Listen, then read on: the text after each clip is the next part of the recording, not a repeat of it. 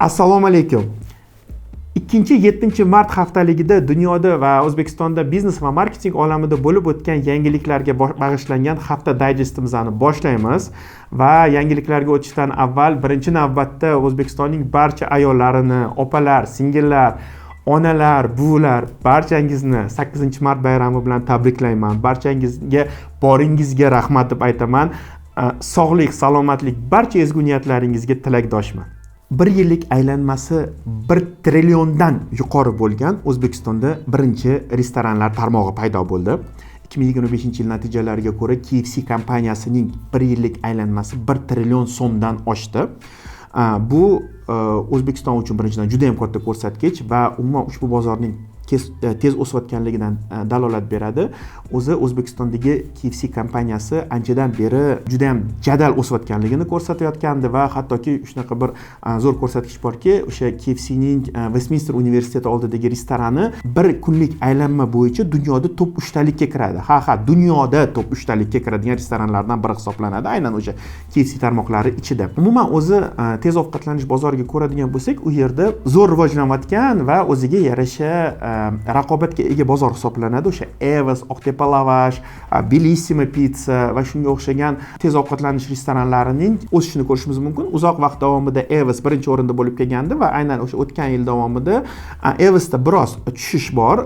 Yillik aylanma bo'yicha o'sha 3-4% ga va lekin KFCda juda ham katta o'sish bo'lgan, ya'ni 1 yil davomida 36% ga o'sishni amalga oshirib, o'sha 1 yillik aylanmasi 1 trillion so'mga dan oshganligini ko'rishimiz mumkin. O'zi O'zbekistonga juda ham ko'p xalqaro brendlar aynan mana shu sohada kirib kelganligini ko'rishimiz mumkin, lekin ularning ichida hozircha eng omadlisi ham KFC. Endi albatta KFCga asosiy katta raqobatni yaratishi mumkin bo'lgan McDonald's hali yo'q, lekin mana Burger King o'tgan yil kirib keldi. U ham menimcha juda ham tez rivojlansa kerak. Bozorni ko'ramiz. Juda ham qiziq bozorlardan biri O'zbekistondagi. Instagramda Reels'larni ko'radiganlar uchun, ko'rishni yoqtiradiganlar uchun bir yangilik paydo bo'ldi. Instagram o'zining yangilangan versiyasida yangi funksiyani joriy qilganligini e'lon qildi. Endi auto scrolling degan narsa paydo bo'ldi. Ya'ni siz Reels'larni barmog'ingiz bilan o'tkazishingiz shart emas. Auto scrollingni yoqib qo'ysangiz, telefoningizni tomosha qilib o'tiraverasiz, Reels'lar aylanaveradi. Bu ham bir yangi funksiya. Ko'ramiz qanchalik ommalashishini ushbu funksiyani.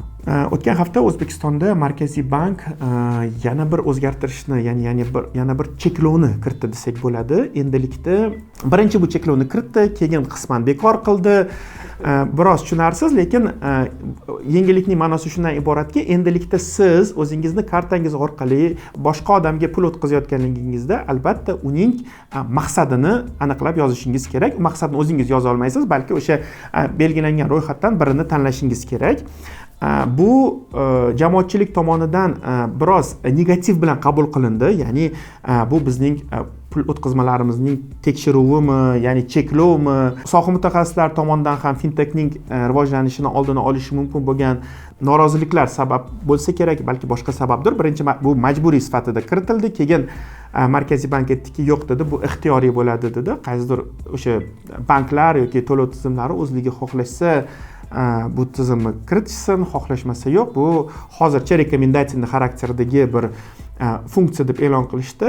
Meni fikrimcha bu o'sha soliqdan qochishni oldini olish uchun qilinayotgan funksiyalardan bittasi. Ya'ni o'sha odamlar bir-biriga eng asosiysi o'sha to'lovlarni P2P funksiyasi orqali amalga oshirmasligi. O'zaro pul o'tkazish bu o'z yo'liga, lekin o'sha asosiy savdoni to'laqonli soliqdan qochmaydigan qilish uchun qilingan bir funksiya bo'lsa kerak.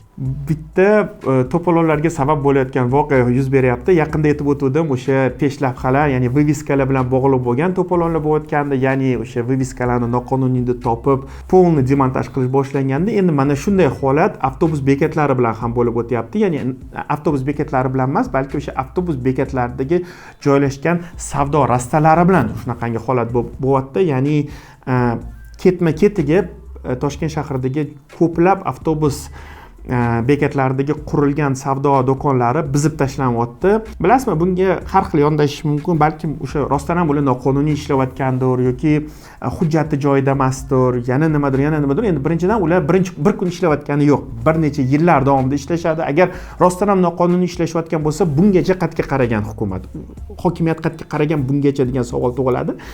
Lekin shaxsan meni fikrimcha bunaqa ishladi, menimcha bunaqa haligi bittada kesib tashlash uncha to'g'ri emas.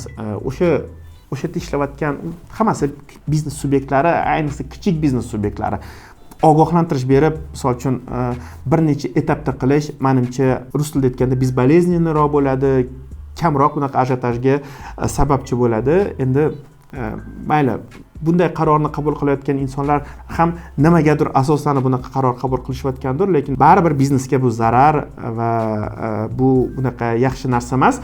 Boshqa tarafdan qaraydigan bo'lsak, to'g'ri, avtobus bekatlari, misol uchun rivojlangan davlatlarda ko'radigan bo'lsak, bunaqa holatlar kamdan kam uchraydi. Avtobus bekatlari o'sha bevosita o'zini funksiyasini bajarish kerak, o'sha yo'lovchilarga qulay bo'lish kerak. Bu to'g'ri, shunaqa bo'lish kerak. Lekin tarixiy bizada shunaqa holat vujudga keldiki, o'sha yerda savdo rastalari bor. Ularni olib tashlashmoqchiman. Balkim to'g'ri qarordir, lekin uni menimcha bosqichma-bosqich qilish to'g'riroq bo'lardi. Men o'zimning juda ham ko'p chiqishlarimda o'sha oxirgi trendlar haqida gapirayotganimda ESG haqida gapiraman. Biznesning qanchalik ESG ga ko'p e'tibor qaratilishini, ushbu yo'nalishda juda ham ko'p ish qilayotgan kompaniyalardan biri bu O'zbekistonda CBC Payme kompaniyalari, ya'ni ijtimoiy sohani qo'llab-quvvatlash, ekologiyani qo'llab-quvvatlash va shunga o'xshagan yo'nalishlar bo'yicha o'z faoliyatlarini juda ham yaxshi olib borishadi va aynan mana shunday bir yangiliklardan bittasi bu Payme ilovasida ayollar tadbirkorligini qo'llab-quvvatlash maqsadida ayollar tadbirkorligi tarafida nomli aksiyasini yana bir marta e'lon qildi. 2 yil oldin ham bunday aksiya bo'lgan.